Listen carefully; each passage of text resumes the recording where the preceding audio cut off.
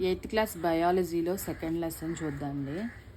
మీరు అనేక రకాల మొక్కలు మరియు జంతువులను చూసి ఉంటారు. అయితే మన చుట్టూ సాధారణంగా మన కళ్ళతో చూడలేని ఇతర జీవులు కూడా ఉన్నాయి. వీటిని సూక్ష్మజీవులు అంటారు. ఉదాహరణకు వర్షాకాలంలో తేమగా ఉన్న రొట్టె చెడిపోవడం మరియు దాని ఉపరితలంపై బూడిద రంగు తెల్లటి మచ్చలతో కప్పబడి ఉండడాన్ని మీరు గమనించి ఉండవచ్చు.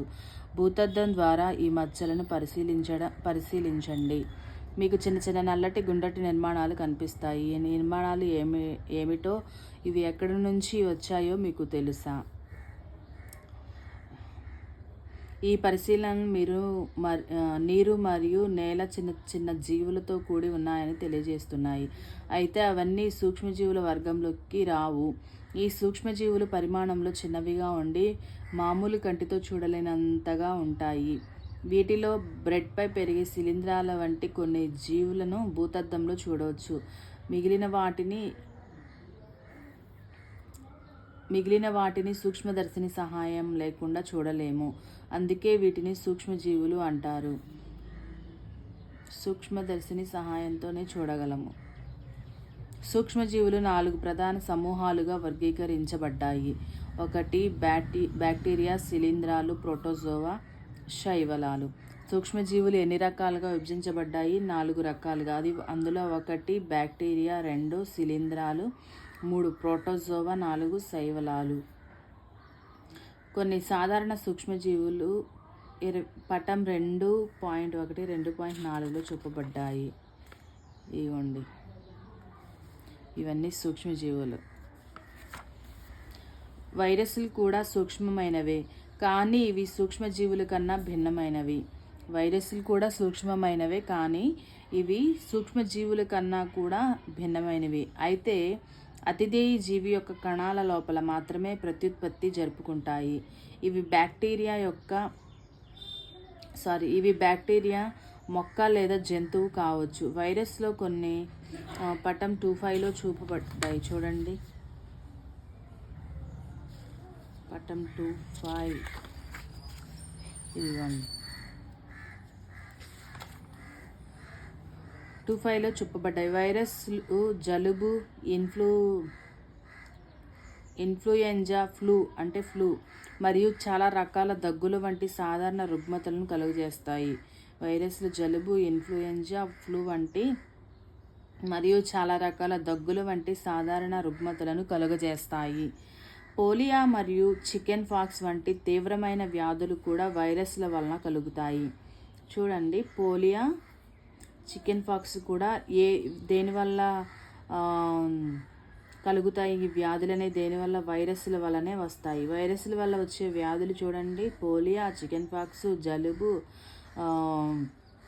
ఫ్లూ, ఇలాంటి వ్యాధులన్నీ కూడా వైరస్ల వల్ల వస్తాయి.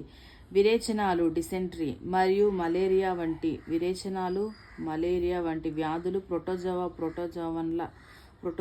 వలన కలుగుతాయి. విరేచనాలు మరియు మలేరియా వంటి వ్యాధులు వేటి వల్ల కలుగుతాయి? ప్రోటోజోవాల వలన కలుగుతాయి. విరేచనాలు మరియు మలేరియా వంటి వ్యాధులు ప్రోటోజోవాల వలన కలుగుతాయి. వైరస్ల వల్ల వచ్చే వ్యాధులు ఏంటి? పోలియో, చికెన్ పాక్స్, జలుబు, ఫ్లూ, ఇలా చాలా రకాల దగ్గు వంటి సాధారణ రుగ్మతలు వైరస్లు కలుగజేస్తాయి. అయితే టైఫాయిడ్ మరియు క్షయ వంటివి బ్యాక్టీరియా వలన కలిగే వ్యాధులు.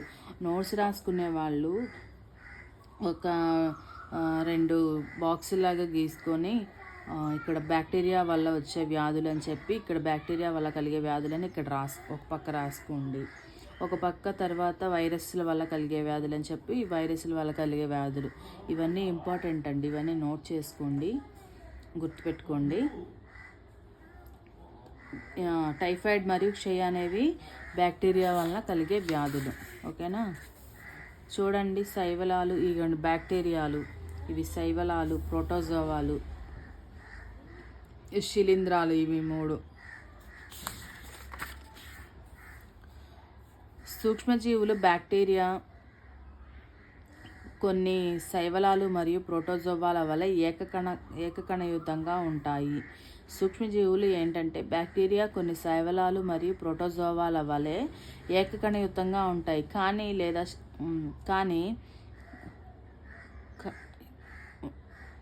ఏకకణయుతంగా ఉంటాయి కానీ లేదా ఏంటక్కడ శైవలాలు మరియు శిలీంధ్రాలు వంటి బహుకణయుతంగా కానీ ఉంటాయి. ఏకకణయుతంగా కానీ లేదా శైవలాలు మరియు శిలీంధ్రాలు వంటి బహుకణయుతంగా కానీ ఉంటాయి. చల్లని మంచు వాతావరణం నుండి వేడి నీటి బుగ్గల వరకు మరియు ఎడారుల నుండి చిత్తడి భూముల వరకు అన్ని రకాల వాతావరణ పరిస్థితుల్లోని ఇవి మనుగడ సాగించగలవు. ఏ వాతావరణంలోనైనా కానీ సూక్ష్మజీవులు అనేవి మనుగడ సాగించగలవు. ఇవి మానవులతో సహా ఇతర జంతు దేహాలలో కూడా నివసిస్తాయి. ఇవి మానవుల్లో నివసిస్తాయి, ఇతర జంతు దేహాల్లో కూడా నివసిస్తాయి. కొన్ని సూక్ష్మజీవులు ఇతర జీవులపై పెరుగుతాయి, మరికొన్ని స్వేచ్ఛగా ఉంటాయి. మన జీవితంలో సూక్ష్మజీవులు ముఖ్యమైన పాత్ర పోషిస్తాయి. వాటిలో కొన్ని అనేక విధాలుగా ప్రయోజనకరంగా ఉండగా మరికొన్ని హానికరంగా ఉండి వ్యాధులను కలిగిస్తాయి. సూక్ష్మజీవుల వల్ల మనకు కూడా ప్రయోజనం ఉంది, ప్లస్ కొన్ని హానికరమైన వ్యాధులు కలిగిస్తాయి అన్నమాట. వాటి గురించి సవివరంగా చూద్దాం. సూక్ష్మజీవులను వివిధ ప్రయోజనాల కోసం ఉపయోగిస్తారు. వీటిని పెరుగు, బ్రెడ్, కేక్ల తయారీలో ఉపయోగిస్తారు. మనకు ఉపయోగపడే సూక్ష్మజీవులు ఏంటి? స్నేహపూర్వక సూక్ష్మజీవులు అంటే మనకి యూజ్ అయ్యి మనకు మేలు చేసే సూక్ష్మజీవులు. వాటిని సూక్ష్మజీవులను వివిధ ప్రయోజనాల కోసం ఉపయోగిస్తారు. అవి ఏంటంటే పెరుగు, బ్రెడ్, కేక్ల తయారీలో ఈ సూక్ష్మజీవి అనేది కొన్ని సూక్ష్మజీవులు అంటే ఉపయోగకరం కొన్ని మాత్రమే. కొన్ని సూక్ష్మజీవులు అనేవి పెరుగు, బ్రెడ్, కేక్ల తయారీలో ఉపయోగిస్తారనమాట. పూర్వకాలం నుండి సూక్ష్మజీవులను ఆల్కహాల్ తయారీకి ఉపయోగిస్తున్నారు. ఆల్కహాల్ తయారీలో కూడా సూక్ష్మజీవులు ఉపయోగిస్తారు. వీటిని పర్యావరణాన్ని శుభ్రం చేయడంలో కూడా ఉపయోగిస్తారు. ఉదాహరణకు సేంద్రియ వ్యర్థాలు, కూరగాయల తొక్కలు, జంతువుల అవశేషాలు, మలం మొదలైనవి బ్యాక్టీరియా వల్ల హానికరం కాని మరియు ఉపయోగకరమైన పదార్థాలుగా విచ్ఛేదన చేయబడతాయి. ఔషధాల తయారీలో కూడా బ్యాక్టీరియాను ఉపయోగిస్తారని గుర్తు చేసుకోండి. వ్యవసాయంలో నత్రజని స్థాపన చేయడం ద్వారానే నేల సారాన్ని పెంచడానికి కూడా ఉపయోగపడతాయి ఇవి. పెరుగు మరియు బ్రెడ్ తయారీ. బ్యాక్టీరియా వలన పాలు పెరుగుగా మారుతుంది. దేని వలన పాలు పెరుగుగా మారుతుంది? బ్యాక్టీరియా వలన. పాలు పెరుగుగా మార్చేది ఏంటి? బ్యాక్టీరియా అని మీరు 7వ తరగతిలో తెలుసుకున్నారు కదా. ఇవన్నీ తెలుసుకున్నారు కదా, ఇవన్నీ చదవకూడదు కానీ ఇక్కడ వస్తున్నాయి కదా. ఇక బ్యాక్టీరియా వల్ల పాలు పెరుగుగా మారుతాయి. పెరుగు అనేక సూక్ష్మజీవుల వల్ల కలిగి ఉంటుంది. వీటిలో లాక్టోబాసిల్ అనే బ్యాక్టీరియా పెరుగు ఏర్పడడాన్ని ప్రోత్సహిస్తుంది. పెరుగు బ్యాక్టీరియా వల్ల ఏర్పడుతుందని తెలుసుకున్నాం కదా. ఈ పెరుగు ఏ బ్యాక్టీరియా వల్ల ఏర్పడుతుంది? లాక్టోబాసిల్లస్ అనే బ్యాక్టీరియా. పెరుగు ఏర్పడడానికి ఉపయోగపడే బ్యాక్టీరియా పేరు లాక్టోబాసిల్లస్. ఓకేనా, గుర్తుపెట్టుకోండి. అనే బ్యాక్టీరియం పెరుగు ఏర్పడడాన్ని ప్రోత్సహిస్తుంది. ఇది పాలలో వృద్ధి చెంది పాలను పెరుగుగా మారుస్తుంది. జున్ను, ఊరగాయలు మరియు అనేక ఇతర ఆహార పదార్థాల తయారీలో కూడా బ్యాక్టీరియా పాల్గొంటాయి. జున్ను తయారు చేయడంలోనూ, ఊరగాయలు మనం ఊరగాయ పెడతాం కదా, దాంట్లో కూడా అనేక ఆహార పదార్థాల తయారీలో, ఇంకా కొన్ని అనేక రకాల ఆహార పదార్థాల్లో తయారీలో కూడా బ్యాక్టీరియా అనేవి పాల్గొంటాయి.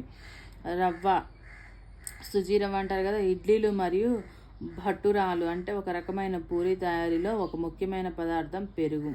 ఎందుకో మీరు ఊహించగలరా? బ్యాక్టీరియా ఈస్ట్ కణాలు ఇడ్లీ పిండి, దోశ పిండి పులియడానికి సహాయపడతాయి.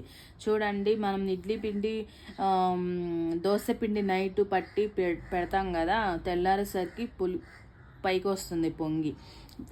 అవి పులియడానికి కారణం ఏంటంటే ఈస్ట్ కణాలు అన్నమాట. ఈస్ట్ కణాలు.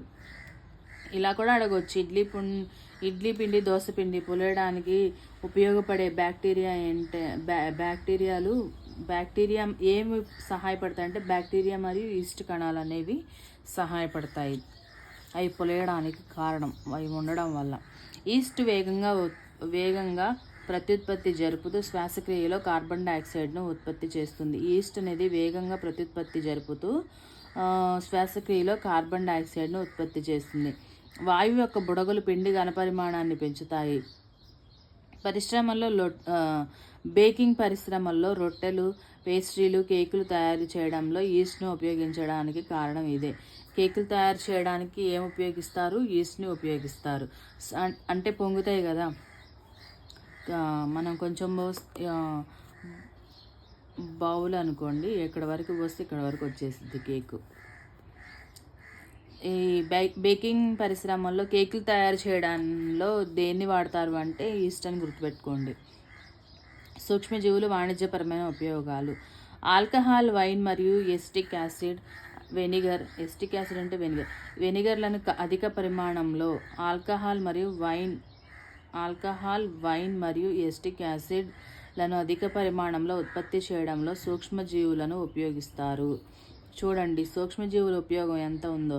ఈ సూక్ష్మజీవులు ఆల్కహాల్ తయారు చేయడంలో, వైన్ తయారు చేయడంలో, వెనిగర్ తయారు చేయడంలో అధిక పరిమాణంలో ఈ సూక్ష్మజీవులను వాడతారనమాట.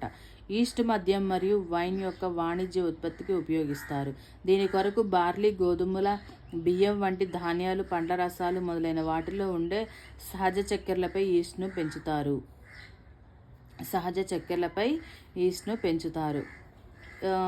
సూక్ష్మజీవుల ఔషధ. ఇక్కడ చూడండి ఒక పాయింట్ ఉంది.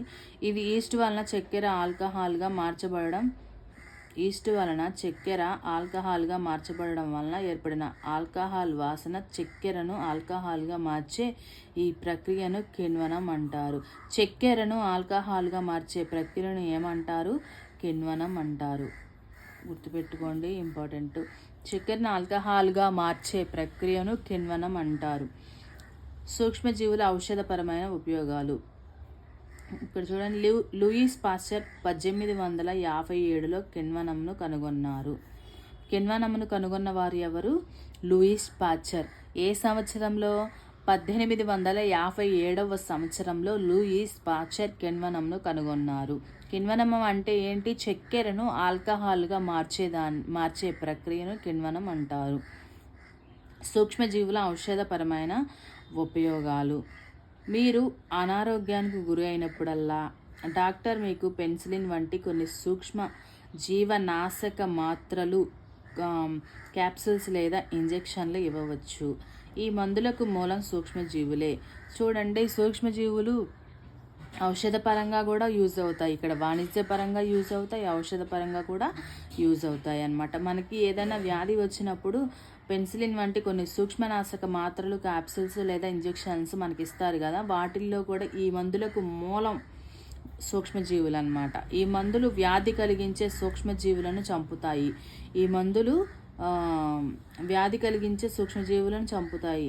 సూక్ష్మజీవులను చంపడానికి కూడా సూక్ష్మజీవులే మూలం అన్నమాట. ఏ హాని చేసే సూక్ష్మజీవులను చంపడానికి మేలు చేసే సూక్ష్మజీవులు అనేవి ఉపయోగపడతాయి. ఈ మందులు వ్యాధి కలిగించే సూక్ష్మజీవులను చంపుతాయి లేదా వాటి పెరుగుదలను నిరోధిస్తాయి. ఇటువంటి మందులను సూక్ష్మజీవనాశకాలు, యాంటీబయాటిక్స్ అంటారు. ఇటువంటి మందులను ఏమంటారు? సూక్ష్మజీవనాశకాలు లేదా యాంటీబయాటిక్స్ అంటారు. సూక్ష్మజీవాలని చంపేవాటిని. ఈ రోజుల్లో బ్యాక్టీరియా మరియు శిలీంధ్రాల నుండి అనేక సూక్ష్మజీవనాశకాలు ఉత్పత్తి చేయబడుతున్నాయి. సాధారణంగా మనకు తెలిసిన స్ట్రెప్టోమైసిన్, టెట్రాసైక్లిన్ మరియు ఎరిథ్రోమైసిన్ అనేవి కొన్ని శిలీంధ్రాలు మరియు బ్యాక్టీరియా నుండి తయారు చేయబడిన సూక్ష్మజీవనాశకాలు. అంటే టాబ్లెట్స్ కదా. చూడండి ఏంటి, స్ట్రెప్టోమైసిన్, టెట్రాసైక్లిన్ మరియు ఎరిథ్రోమైసిన్ అనేవి శిలీంధ్రాలు మరియు బ్యాక్టీరియా నుండి తయారు చేయబడిన సూక్ష్మజీవనాశకాలు ఇవి. ఇక్కడ చూడండి, 1929లో అలెగ్జాండర్ ఫ్లెమింగ్ వ్యాధికారక బ్యాక్టీరియాల వర్ధనంపై పరిశోధన చేస్తుండగా తన వర్ధనం ప్లేట్లలో ఒకదానిలో చిన్న ఆకుపచ్చని శిలీంధ్రం యొక్క సిద్ధ బీజాలను కనుగొన్నారు. ఈ శిలీంధ్రం బ్యాక్టీరియా పెరుగుదలను నిరోధించిందని ఆయన గమనించారు. వాస్తవానికి ఇది చాలా బ్యాక్టీరియాను చంపింది కూడా. ఈ శిలీంధ్రం నుండి పెన్సిలిన్ తయారు చేయబడింది. అనేది తయారు చేయబడింది. ఆకుపచ్చని శిలీంధ్రం నుండి పెన్సిలిన్ అని తయారు చేశారంట. గుర్తుపెట్టుకోండి. ఈ శిలీంధ్రాలు బ్యాక్టీరియాల నుండి తయారు చేయబడిన సూక్ష్మజీవనాశకాలు అని చదువుకున్నాం కదా. స్ట్రెప్టోమైసిన్, టెట్రాసైక్లిన్ మరియు ఎరిథ్రోమైసిన్ అనేవి కొన్ని శిలీంధ్రాలు మరియు బ్యాక్టీరియాల నుండి తయారు చేయబడిన సూక్ష్మజీవనాశకాలు. ఇవి నిర్దిష్ట సూక్ష్మజీవులను పెంచడం ద్వారా తయారు చేయబడతాయి. ఇవి వివిధ రకాల వ్యాధులను నయం చేయడానికి ఉపయోగపడతాయి. జంతువుల్లో సూక్ష్మజీవులు సంక్రమాత్యతను అదుపు చేయడానికి పశువులు మరియు పౌల్ట్రీ యొక్క మేతలో సూక్ష్మజీవనాశకాలు కూడా కలుపుతారు. అనేక మొక్కల వ్యాధులను నియంత్రించడానికి కూడా వీటిని ఉపయోగిస్తారు. అర్హత కలిగిన వైద్యుడి సలహా మేరకు మాత్రమే సూక్ష్మజీవనాశకాలను తీసుకోవాలని గుర్తుంచుకోవడం ముఖ్యం. ఇక్కడ చూడండి, మనం వ్యాధి కలిగినప్పుడు ఎవరి దగ్గర పడితే వాళ్ళ దగ్గరికి వెళ్ళకూడదు. అర్హత కలిగిన వైద్యుడి సలహా మేరకు మాత్రమే సూక్ష్మజీవనాశకాలను తీసుకోవాలి. అంటే మన బాడీని మనకి ఏదైనా వ్యాధి వచ్చినప్పుడు తగ్గించే ట్యాబ్లెట్స్ అనమాట. గుర్తుంచుకోవడం ముఖ్యం. అలాగే డాక్టర్ సూచించిన కోర్సును మీరు విధిగా పూర్తి చేయాలి. అవసరం లేనప్పుడు లేదా తప్పుడు మోతాదులో సూక్ష్మజీవనాశకాలను తీసుకున్నట్లయితే భవిష్యత్తులో మీకు అవసరమైనప్పుడు ఔషధం తక్కువ ప్రభావవంతంగా ఉండవచ్చు. అలాగే అనవసరంగా తీసుకునే సూక్ష్మజీవనాశకాలు శరీరంలోని ప్రయోజనకరమైన బ్యాక్టీరియాని చంపవచ్చు. అయితే ఈ సూక్ష్మజీవనాశకాలు జలుబు మరియు ఫ్లూకు వ్యతిరేకంగా సమర్థవంతంగా ఉండవు, ఎందుకంటే ఆ వ్యాధులు వైరస్ల వల్ల కలుగుతాయి. వ్యాక్సిన్, టీకాలు. వ్యాధికారక సూక్ష్మజీవులు మన దేహంలోకి ప్రవేశించినప్పుడు దాడి చేసిన వాటితో పోరాడడానికి మన దేహం ప్రతిరక్షకాలను ఉత్పత్తి చేస్తుంది.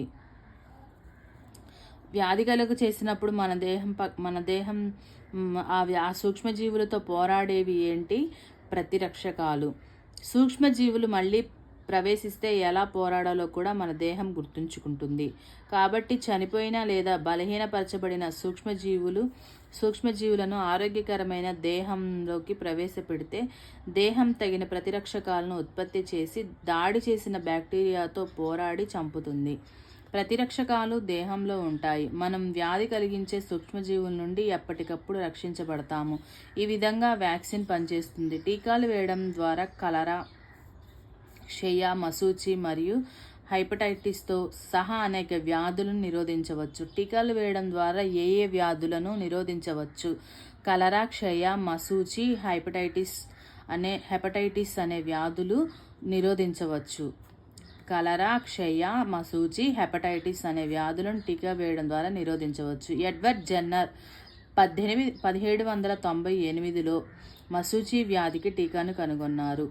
మశూచి వ్యాధికి టీకాను కనుగొన్న వారు ఎవరు? Edward Jenner. ఈయన ఏ సంవత్సరంలో? 1798వ సంవత్సరంలో. ఇప్పుడు నేను లెసన్ చదివేటప్పుడు ఇవి వింటున్నారు కదా, నేను నోట్స్ అయితే ఏం రాయట్లేదు కదా, నోట్స్ రాసుకునే వాళ్ళు రాసుకోండి. ప్లస్ నేను కమ్యూనిటీలో క్వశ్చన్స్ అనేవి పోస్ట్ చేస్తాను, ఆన్సర్ చేయండి మీకు గుర్తుండడం కోసమే. ఓకేనా? మీ బాల్యంలో మీకు అనేక వ్యాధుల నుండి రక్షించడానికి ఇంజెక్షన్లు ఇచ్చి ఉంటారు. ఈ వ్యాధుల జాబితాను మీరు తయారు చేయగలరా? మీ తల్లిదండ్రుల నుంచి సాయం తీసుకోండి. వ్యాధుల నుండి పిల్లలందరినీ రక్షించడం చాలా అవసరం. సమీపంలోని ఆసుపత్రులు ఇందుకు అవసరమైన వ్యాక్సిన్లు అందుబాటులో ఉంటాయి. పల్స్ పోలియో కార్యక్రమం కింద పోలియో నుండి పిల్లలకు రక్షణ కల్పించడానికి సంబంధించిన ప్రకటనలు టీవీలో మరియు వార్తాపత్రికలు మీరు చూసే ఉంటారు. వాస్తవానికి పిల్లలకు ఇచ్చే ఈ పోలియో చుక్కలే టీకాలు. ప్రపంచవ్యాప్తంగా మశూచి వ్యాధికి వ్యతిరేకంగా జరిగిన ప్రచారం వల్ల ప్రపంచంలోని చాలా ప్రాంతాల నుండి దాని నిర్మూలన సాధ్యమైంది. ఈ రోజుల్లో అనేక వ్యాధుల నుండి మానవులను, ఇతర జంతువుల నుండి రక్షించడానికి సూక్ష్మజీవుల నుండి పెద్ద ఎత్తున వ్యాక్సిన్లు తయారు చేయబడుతున్నాయి. సూక్ష్మజీవుల నుండి వ్యాక్సిన్లు కూడా తయారు చేయవచ్చు. తర్వాత భూసారాన్ని పెంచడం. కొన్ని బ్యాక్టీరియాలు వాతావరణం నుండి నత్రజనిని గ్రహించి నేలలో స్థాపన చేయడం ద్వారా భూసారాన్ని పెంచి నేలను సారవంతం చేస్తాయి. ఈ సూక్ష్మజీవులు సాధారణంగా జీవ నత్రజని స్థాపకాలు, అంటే బయోలాజికల్ నైట్రోజన్ ఫిక్సర్లు అంటారు. పాఠశాల తోటమాలి సేంద్రియ ఎరువు తయారు చేయడాన్ని బోజో మరియు పహేలి గమనించారు. తమ స్నేహితులతో కలిసి సమీపంలోని ఇల్లు, తోటల నుంచి మొక్కలు, కూరగాయలు, పండ్ల వ్యర్థాలను సేకరించారు. వాటిని పారవేయడానికి ఉద్దేశించిన గొయ్యిలో వారు వాటిని వేశారు. కొంతకాలం తర్వాత అవి కుళ్ళిపోయి సేంద్రియ ఎరువుగా మార్చబడుతుంది. ఈ మార్పు ఎలా జరుగుతుందో బోజో మరియు పహేలి తెలుసుకోవాలనుకుంటున్నారు. ఇక్కడ కృత్యం ఇచ్చారు. మనకు తెలుసు కదా, మనం ఏదైనా కిచెన్కి సంబంధించినటువంటి డస్ట్ అంటే పీల్ తీసిన కూరగాయలు, ఇంకా వేరే ఏదన్నా వాటన్నిటిని తీసుకెళ్ళి ఒక గోతి తీసి లేదా ఒక బకెట్లో కానీ అది వేసి కొంత మట్టి దానిపై వేసామనుకోండి, అది కొన్ని రోజుల తర్వాత ఎరువుగా మారుతుంది కదా. ఆ ప్రయోగాన్ని ఇక్కడ ఇచ్చారు. దీన్ని నేను చదవట్లేదు, టైం వేస్ట్ అయిపోతుంది. సేంద్రియ ఎరువుగా ఇక్కడ చూడండి, ఇక్కడ ఈ ప్రయోగం చేసినప్పుడు అవి సేంద్రియ ఎరువుగా మార్చబడ్డాయి అన్నమాట. ఇప్పుడు నేను చెప్పాను కదా, గుంట తీసి గుంటలో అవన్నీ వేసి మట్టేస్తే లేదా బకెట్లో అయినా కానీ కొంతకాలానికి అవి కుళ్ళిపోయి మంచి సేంద్రియ ఎరువుగా మారుతాయి అన్నమాట. అప్పుడు మొక్కలు అనేవి వాటిలో వేసినప్పుడు చాలా బాగా పెరుగుతాయి మొక్కలకి. ఈ ప్రక్రియలో విడుదలైన పోషకాలను మొక్కలు మళ్ళీ ఉపయోగించుకోవచ్చు. ఇప్పుడు సేంద్రియ ఎరువుగా మారుతుంది కదా, ఈ ప్రక్రియలో పోషకాలు అనేవి విడుదలవుతాయి. అప్పుడు మొక్కలు మళ్ళీ వాటిని ఉపయోగించుకొని బాగా ఎదిగి మంచి కాయలు, ఫలాలు అనేవి ఇస్తాయన్నమాట. ఇదంతా ప్రయోగం గురించేనండి. ఒక్కసారి గబా చదివేస్తా. కుండ బిలో పాలిథిన్ బ్యాగులు, ఖాళీ గ్లాసులు, బాటిల్స్ మరియు విరిగిన బొమ్మ భాగాలు ఎటువంటి మార్పు గురి కాకపోవడానికి మీరు అంటే ప్లాస్టిక్ కానీ ఒక దాంట్లోనేమో కూరగాయల పీల్స్ని అలాంటివి వేస్తారు, ఒక దాంట్లోనేమో ప్లాస్టిక్గా వేస్తే ప్లాస్టిక్ అనేది ఎరువుగా మారదు కదా. సో దాని గురించి ఇక్కడ చెప్తున్నారు. ఎటువంటి ఖాళీ గ్లాసులు కానీ బాటిల్స్ మరియు విరిగిన బొమ్మ భాగాలు ఎటువంటి మార్పులకు గురి కాకపోవడాన్ని మీరు గమనించారు. సూక్ష్మజీవులు వాటిపై చర్య జరపలేవు మరియు సేంద్రియ ఎరువుగా మార్చలేవు. మీరు తరచుగా అధిక పరిమాణంలో చనిపోయిన సేంద్రియ పదార్థాన్ని, కుళ్ళిపోతున్న మొక్కలు, కొన్నిసార్లు చనిపోయిన జంతువుల రూపంలో భూమిపై చూస్తుంటారు. కొంతకాలం తర్వాత ఆ పదార్థాలు అదృశ్యమవుతాయి, ఎందుకంటే మొక్కలు మరియు జంతువుల యొక్క సేంద్రియ వ్యర్థాలు సూక్ష్మజీవులు విచ్ఛిన్నం చేసి వాటిని సరళ పదార్థాలుగా మారుస్తాయి. ఈ పదార్థాలను ఇతర మొక్కలు మరియు జంతువులు మళ్ళీ ఉపయోగించుకుంటాయి. ఈ విధంగా సూక్ష్మజీవులు హానికరమైన మరియు చెడు వాసన గల పదార్థాలను విచ్ఛిన్నం చేసి తద్వారా పర్యావరణాన్ని శుభ్రం చేయడానికి కూడా ఉపయోగించవచ్చు. సూక్ష్మజీవుల వల్ల మొక్కలకు కూడా చాలా ఉపయోగం అన్నమాట. చూడండి, వాటి నుండి వచ్చిన వ్యర్థ పదార్థాలను విచ్ఛిన్నం చేసి తద్వారా పర్యావరణాన్ని శుభ్రం చేయడానికి కూడా ఈ సూక్ష్మజీవులు అనేవి ఉపయోగపడతాయి. హానికరమైన ఇప్పటి వరకు మేలు చేసే సూక్ష్మజీవుల గురించి తెలుసుకుందాం మనం అందరం. ఇప్పుడు హానికరమైన సూక్ష్మజీవులు అనేక విధాలుగా హానికరం. కొన్ని సూక్ష్మజీవులు మానవుల్లో, మొక్కల్లో, జంతువుల్లో వ్యాధులను కలిగిస్తాయి. ఇప్పటి వరకు మేలు చేసే సూక్ష్మజీవులు మానవుల్లో, మొక్కల్లో, జంతువుల్లో చేశాయి. ఇప్పుడు కూడా హాని కలిగించేవి కూడా మొక్కల్లో చేస్తాయి, జంతువుల్లో చేస్తాయి, వ్యాధులను కూడా కలిగిస్తాయి. మానవుల్లో కూడా చేస్తాయి, వ్యాధులను కూడా కలిగిస్తాయి. ఇటువంటి వ్యాధి కలిగించే సూక్ష్మజీవులను వ్యాధి జనకాలు అని అంటారు. వ్యాధి కలిగించే సూక్ష్మజీవులను ఏమంటారు? వ్యాధి జనకాలు అని. కొన్ని సూక్ష్మజీవులు ఆహారం, దుస్తులు మరియు తోలు వస్తువులను పాడు చేస్తాయి. వాటి హానికరమైన చర్యల గురించి మరింత అధ్యయనం చేద్దాం. మానవుల్లో వ్యాధిజనక సూక్ష్మజీవులు. మనం పీల్చే గాలి, తాగే నీరు లేదా మనం తినే ఆహారం ద్వారా వ్యాధి జనకాలు మన శరీరంలోనికి ప్రవేశిస్తాయి. మనం తినే ఆహారము, పీల్చే గాలి, తాగే నీరు ద్వారా కూడా హాని చేసే సూక్ష్మజీవులు అనేవి మన శరీరంలోనికి ప్రవేశిస్తాయి. వ్యాధిగ్రస్తుడిని నేరుగా తాకడం ద్వారా లేదా రోగవాహకాలైన జంతువుల ద్వారా కూడా ఇవి వ్యాప్తి చెందుతాయి. వేటి ద్వారా? వ్యాధిగ్రస్తుడిని తాకడం ద్వారా లేదా జంతువుల ద్వారా కూడా మనకి సూక్ష్మ హాని కలిగించే సూక్ష్మజీవులు అనేవి మన శరీరంలోకి ప్రవేశిస్తాయి. వ్యాధి సోకిన వ్యక్తి నుంచి ఆరోగ్యవంతమైన వ్యక్తి గాలి, నీరు, ఆహారం లేదా తాకడం ద్వారా వ్యాప్తి చెందే వ్యాధులను అంటువ్యాధులు అంటారు. వ్యాధి సోకిన వ్యక్తి నుండి ఆరోగ్యవంతమైన వ్యక్తికి గాలి, నీరు, ఆహారం లేదా తాకడం ద్వారా వ్యాప్తి చెందే వ్యాధులను అంటువ్యాధులు అంటారు. ఉదాహరణకి అంటువ్యాధులకు ఉదాహరణ కలరా, జలుబు, ఆటలమ్మ, చికెన్ పాక్స్ అంటారు దాన్నే. మరియు క్షయ వంటి వ్యాధులు ఉదాహరణ. చూడండి, అంటువ్యాధులకు ఉదాహరణ చూద్దామండి.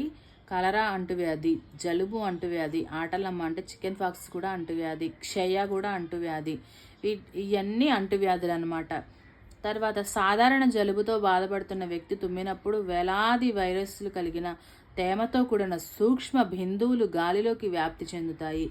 ఆరోగ్యవంతమైన వ్యక్తి శ్వాస తీసుకునేటప్పుడు ఈ వైరస్ అతని శరీరంలోనికి ప్రవేశించి వ్యాధి కలిగించవచ్చు. అంటే జలుబు కూడా అంటువ్యాధి.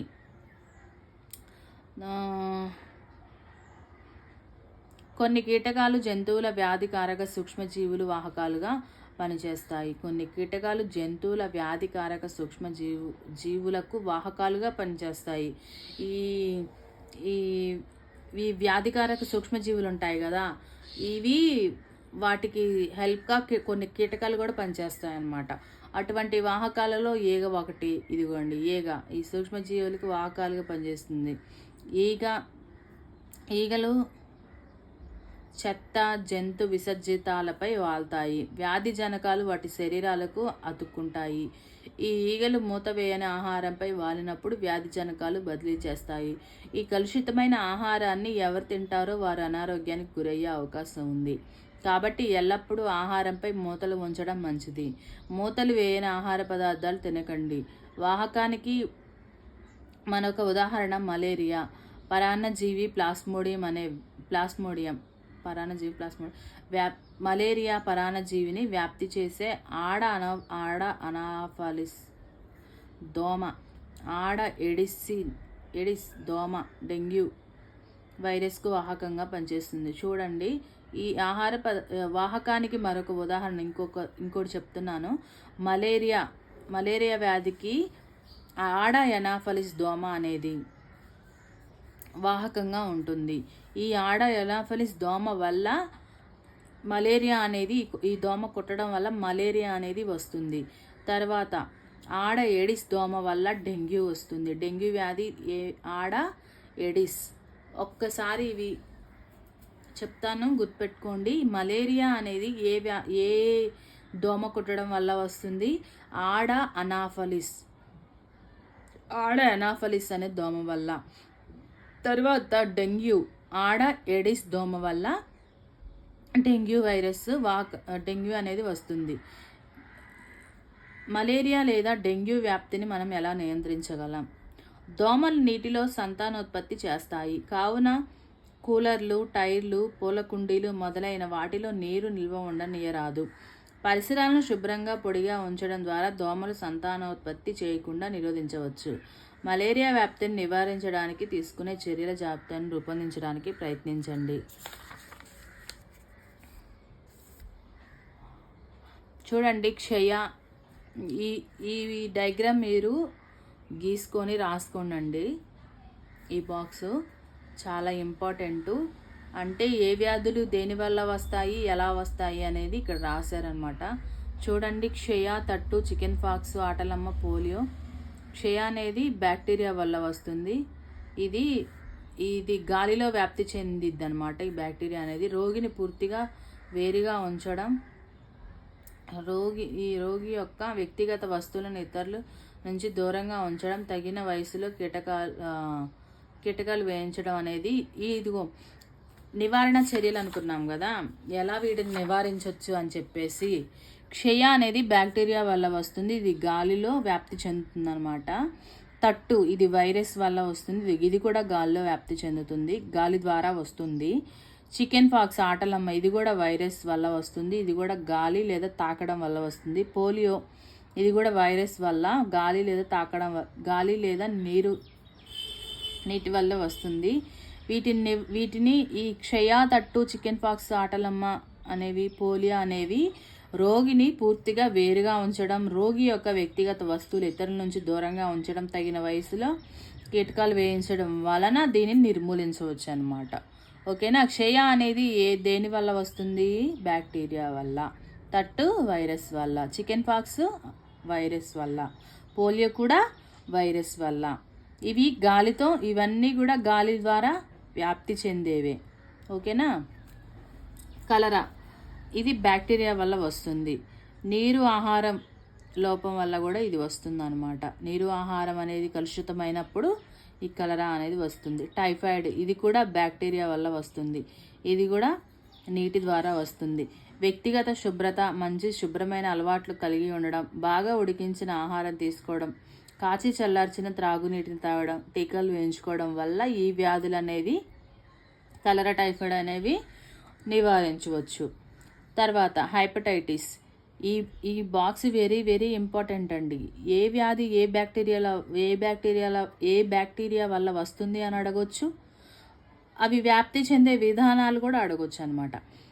హెపటైటిస్ ఇది వైరస్ వల్ల వస్తుంది, నీటి ద్వారా కూడా వస్తుంది. కాచి చల్లార్చిన నీటిని తాగడం, టీకాలు వేయించుకోవడం వల్ల ఈ వ్యాధిని నిరోధించవచ్చు. మలేరియా ఇది ప్రోటోజోవా వల్ల వస్తుంది.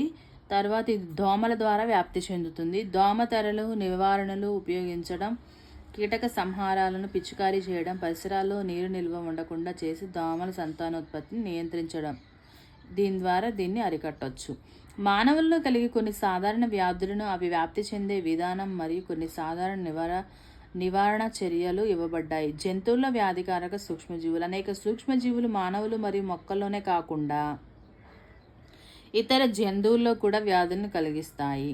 ఇక్కడ చూడండి, రాబర్ట్ కోచ్ 1876 యాంథ్రాక్స్ వ్యాధికి కారణమయ్యే బ్యాక్టీరియా బాసిల్లస్ ఆంథ్రాక్స్ను కనుగొన్నాడు. ఇది ఇంపార్టెంట్, రాసుకోండి. బ్యాక్టీరియా ఆంథ్రాక్స్ వ్యాధికి కారణమయ్యే బ్యాక్టీరియా పేరు బాసిల్లస్ ఆంథ్రాసిస్. ఈ బ్యాక్టీరియాను కనిపెట్టిన వారు రాబర్ట్ కోచ్. అది 1876 సంవత్సరంలో. ఇంపార్టెంట్, ఇది నోట్ చేసుకోండి. ఉదాహరణకి ఆంథ్రాక్స్ బ్యాక్టీరియం వలన మానవుల్లోనూ పశువుల్లోనూ కలిగే ప్రమాదకరమైన వ్యాధి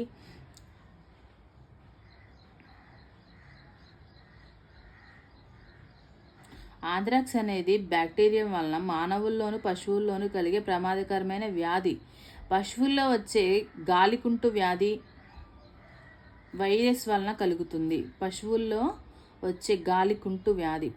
ఏ వ్యాధి వస్తుంది? గాలికుంటు వ్యాధి. ఇది వైరస్ వలన కలుగుతుంది. మొక్కల్లో వ్యాధికారక సూక్ష్మజీవులు.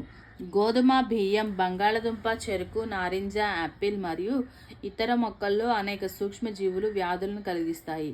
ఈ వ్యాధులు పంటల దిగుబడిని తగ్గిస్తాయి. కొన్ని మొక్కలకు సోకే వ్యాధుల వివరాలు పటం 2.2లో చూపబడ్డాయి. ఈ సూక్ష్మజీవులు కొన్ని రసాయనాలను ఉపయోగించి నియంత్రించవచ్చు. చూడండి, మొక్కలకు సోకే వ్యాధులు.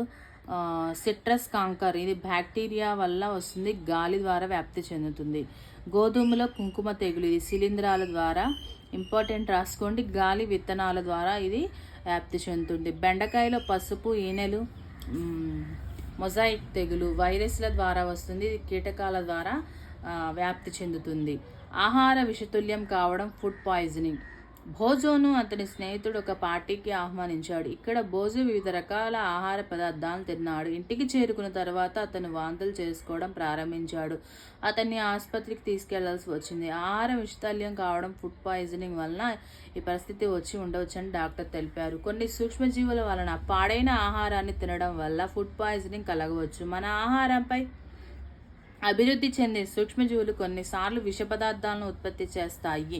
ఇవి ఆహారాన్ని విషపూరితం చేయడం వల్ల తీవ్రమైన అస్వస్థత, కొన్నిసార్లు మరణం కూడా సంభవించవచ్చు. కాబట్టి ఆహారాన్ని పాడవకుండా నిరోధించడానికి వాటిని సంరక్షించడం చాలా ముఖ్యం. ఆహారం నిల్వ చేయడం. 3వ అధ్యాయంలో ఆహార ధాన్యాలను సంరక్షించడానికి మరియు నిల్వ చేయడానికి ఉపయోగించే పద్ధతుల గురించి మనం తెలుసుకున్నాం. ఇంట్లో వండిన ఆహారాన్ని మనం ఎలా సంరక్షించగలం? వాడకుండా తేమగల ప్రాంతంలో ఉన్న బ్రెడ్ శిలీంధ్రాల దాడికి గురవుతుందని మనకు తెలుసు. సూక్ష్మజీవులు మన ఆహారాన్ని పాడు చేస్తాయి. పాడైన ఆహారం రంగు మారి చెడు వాసనను, చెడు రుచిని కలిగి ఉంటుంది. ఆహారం పాడైపోవడం రసాయనిక చర్య. పహేలి కొన్ని మామిడి పండ్లను కొనుగోలు చేసింది, కానీ ఆమె కొన్ని రోజులు వాటిని తినలేకపోయింది. తర్వాత అవి పాడైపోయి కుళ్ళిపోయినట్లు ఆమె గుర్తించింది. కానీ వాళ్ళ అమ్మమ్మ తయారు చేసే మామిడి ఊరగాయ చాలా కాలం చెడిపోదని ఆమెకు తెలుసు. దీంతో ఆమె గందరగోళానికి గురి అయింది. మన ఇళ్లలో ఆహారాన్ని నిల్వ చేసే సాధారణ పద్ధతులను అధ్యయనం చేద్దాం. మన ఆహారంపై సూక్ష్మజీవుల దాడి నుండి మన ఆహారాన్ని సంరక్షించుకోవాలి. 1. రసాయన పద్ధతి. ఉప్పు, వంట నూనెలో సూక్ష్మజీవుల పెరుగుదలను నిరోధించడానికి ఉపయోగించే సాధారణ రసాయనాలు, అందువల్ల వీటిని నిల్వ చేసే పదార్థాలు అంటారు, ప్రిజర్వేటివ్స్ అంటారు. ఉప్పు, వంట నూనెలు అనేవి ప్రిజర్వేటివ్స్. ఆహారాన్ని నిల్వ చేయడానికి అనేవి ఇవి ఉపయోగపడతాయి అన్నమాట. సూక్ష్మజీవుల దాడిని నిరోధించడానికి మనం ఊరగాయలకు ఉప్పు లేదా ఆమ్లాలు వంటి నిల్వ చేసే పదార్థాలను కలుపుతాము. సోడియం బెంజోయేట్, సోడియం మెటాబైసల్ఫేట్ అనేవి సాధారణ నిల్వ చేసే పదార్థాలు. Sodium benzoate and metabisulphite. Sodium benzoate, sodium metabisulphite అనేవి సాధారణ నిల్వ చేసే పదార్థాలు. వీటిని జామ్లు, స్క్వాష్లలో కూడా అవి పాడవకుండా ఉపయోగిస్తారు. జాముల్లో స్క్వాష్లో కూడా ఇవి ఉపయోగిస్తారు. అంటే జామ్లు ఎక్కువ కాలం నిల్వ ఉండాలి కదా, ఇవి వాడడం ద్వారా benzoate and metabisulphite, sodium benzoate వాడడం వల్ల ఈ జామ్లు అనేవి స్క్వాష్లని కూడా పాడవకుండా ఉపయోగిస్తారనమాట. సాధారణ ఉప్పుతో నిల్వ చేయడం. మాంసం, చేపలు నిల్వ చేయడానికి ఉప్పును యుగాలుగా ఉపయోగిస్తున్నారు. మాంసం, చేపలకు పొడి ఉప్పు కలపడం ద్వారా బ్యాక్టీరియా పెరుగుదలను నిరోధిస్తాయి. ఉసిరి, పచ్చి మామిడి, చింతపండు మొదలైన వాటిని నిల్వ చేయడానికి కూడా ఉప్పును ఉపయోగిస్తారు. చక్కెరతో నిల్వ చేయడం. జామ్లు, జెల్లీలు, స్క్వాష్లు చక్కెరను కలపడం ద్వారా నిల్వ చేస్తారు. చక్కెర తేమ శాతాన్ని తగ్గించి ఆహారాన్ని పాడు చేసే బ్యాక్టీరియా పెరుగుదలను నిరోధిస్తుంది. నూనె, వెనిగర్లతో నిల్వ చేయడం. నూనె, వెనిగర్ ఉపయోగించడం వల్ల కూరగాయలు చెడిపోకుండా నిరోధించవచ్చు, ఎందుకంటే బ్యాక్టీరియా ఆ వాతావరణంలో జీవించలేవు. కూరగాయలు, పండ్లు, చేపలు, మాంసం ఈ పద్ధతిని ద్వారా నిల్వ చేస్తారు. వేడి చేయడం, శీతలీకరించడం. మీ అమ్మగారు పాలు నిల్వ చేయడానికి లేదా ఉపయోగించడానికి ముందు వాటిని మరిగించడం మీరు గమనించి ఉంటారు. మరగపెట్టడం వలన అనేక సూక్ష్మజీవులు నశిస్తాయి. అదేవిధంగా మనం మన ఆహారాన్ని రిఫ్రిజిరేటర్లో ఉంచుతాము. తక్కువ ఉష్ణోగ్రత సూక్ష్మజీవులు పెరుగుదలను నిరోధిస్తుంది.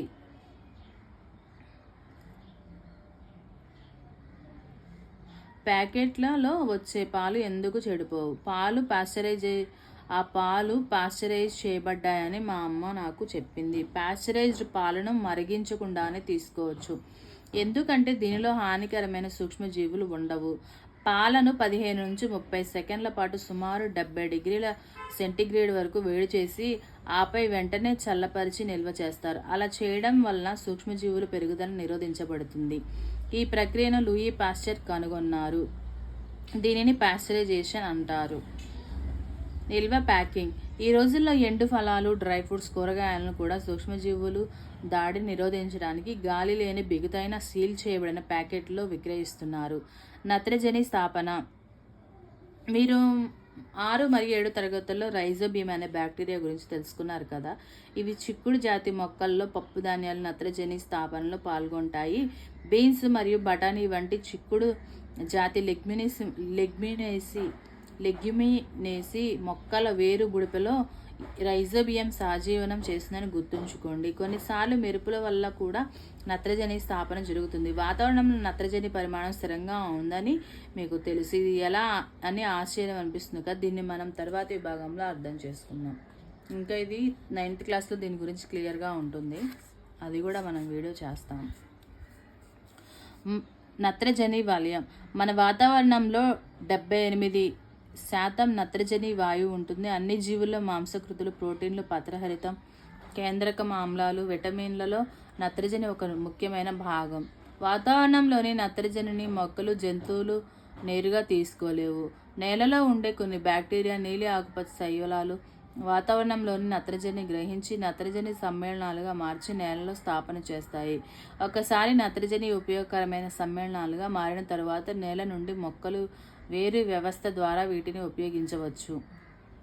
తరువాత మొక్కల్లో ప్రోటీన్లు, ఇతర సమ్మేళనాల సంశ్లేషణ కోసం నత్రజని ఉపయోగించబడుతుంది. ఈ ప్రోటీన్లు, ఇతర నత్రజని సమ్మేళనాలను మొక్కలను ఆహారంగా తీసుకునే జంతువుల్లోకి చేరతాయి. మొక్కలు జంతువులు చనిపోయినప్పుడు మట్టిలో ఉండే బ్యాక్టీరియా శిలీంధ్రాలు నత్రజని వ్యర్థాలను మళ్ళీ మొక్కలు ఉపయోగించుకునే నత్రజనిని సమ్మేళనాలుగా మారుస్తాయి. కొన్ని ఇతర బ్యాక్టీరియా వాటిలో కొంత భాగాన్ని నత్రజనిగా మార్చి తిరిగి వాతావరణంలోకి చేరుస్తాయి. ఫలితంగా వాతావరణంలో నత్రజని శాతం ఇంచుమించు స్థిరంగా ఉంటుంది. వాతావరణంలో నత్రజని శాతం ఎలా ఉంటుంది? స్థిరంగా ఉంటుంది. చూడండి కీలక పదాలు: శైవలాలు, సూక్ష్మ జీవనాశకాలు, ప్రతిరక్షకాలు, బ్యాక్టీరియా వాహకం, అంటువ్యాధులు, కిణ్వనం, శిలీంధ్రాలు, లాక్టోబాసిల్లస్, సూక్ష్మజీవి, నత్రజని వలయం, నత్రజని స్థాపన, పాశ్చరైజేషన్, వ్యాధిజనకం, నిల్వ చేయడం, ప్రోటోజోవా, రైజోబియం, టీకా, వైరస్, ఈస్టు.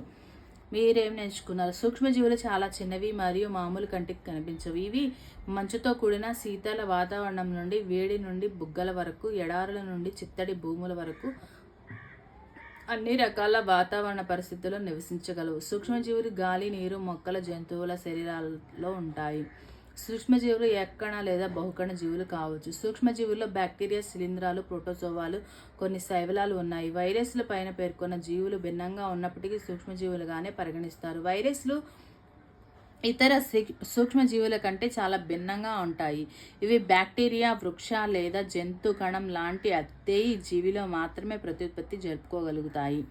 కొన్ని సూక్ష్మజీవులు ఔషధాలు, ఆల్కహాలు, వాణిజ్య ఉత్పత్తికి ఉపయోగపడతాయి. కొన్ని సూక్ష్మజీవులు సేంద్రియ వ్యర్థాలు, మొక్కలు, జంతువుల మృత కళేబరాలను విచ్ఛిన్నం చేసి సరళ పదార్థాలుగా మార్చి పర్యావరణాన్ని శుభ్రం చేస్తాయి. ప్రోటోజోమాన్లు విరోచనాలు, డిసెంట్రీ, మలేరియా వంటి తీవ్రమైన వ్యాధులను కలిగిస్తాయి. కొన్ని సూక్ష్మజీవులు మన ఆహారంపై పెరిగి ఆహారం విషతుల్యం కావడానికి ఫుడ్ పాయిజనింగ్ కారణమవుతాయి. కొన్ని సూక్ష్మజీవులు చిక్కుడు జాతి మొక్కల వేరుబుడపలో నివసిస్తాయి. ఇవి గాలి నుండి నత్రజనిని గ్రహించి నేలలో నత్రజని స్థాపన చేసి నేల సారాన్ని పెంచుతాయి. నేలలో ఉండే కొన్ని బ్యాక్టీరియా, నీలి ఆకుపచ్చ శైవలాలు వాతావరణం నుంచి నత్రజనిని గ్రహించి నత్రజని స్థాపన చేయడం ద్వారా నత్రజని సమ్మేళనాలుగా ఏర్పడతాయి. కొన్ని బ్యాక్టీరియాలు నేలలోని నత్రజని సమ్మేళనాలను నత్రజని వాయువుగా మార్చి వాతావరణంలోనికి విడుదల చేస్తాయి. ఈ లెసన్ అయితే ఇంతటితో కంప్లీట్ అయిపోయింది. ఈ క్వశ్చన్స్ అన్నీ నేను కమ్యూనిటీలో పోస్ట్ చేస్తాను. మీరు ఆన్సర్ చేయండి. నేను కరెక్ట్ ఆన్సర్ కూడా అందులో ఇస్తాను. మీరు ఆన్సర్ చేయండి. ఓకేనా? నెక్స్ట్ లెసన్ వచ్చేసి